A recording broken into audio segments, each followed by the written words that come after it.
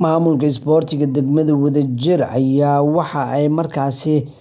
ay u sameeyeen ciyaartoyda degmada Wadajir kulan dhiirigelin ah oo loogu sameeyay xiddigaha metelaya degmada, kuwaas oo ay ka qayb gali doonaan tartanka kubadda cagta degmooyinka gobolka Banaadir oo sanadkan la qaban doono. Maamulka iyo sidoo kale guddoomiyaha isboortiga degmada Wadajir ayaa kulankan dhiirigelinta u sameeyay ciyaartoydan ee ku matasha degmada Wadajir, iyaga oo la guddoonsiiyay qalab isboorti iyo sidoo kale kulan weyn oo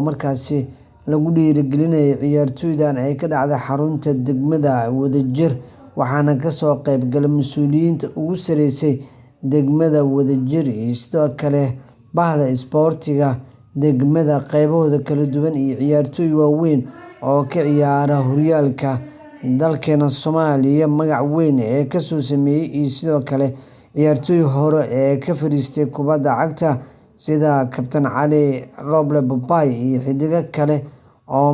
muhiim ah ayaa kulankan ka soo qayb galay, iyo sidoo kale dadweynaha degmada Wadajir ee taageera isboortiga, kuwaas oo dhiirrigelinaya ciyaartoyda matali doona degmadan oo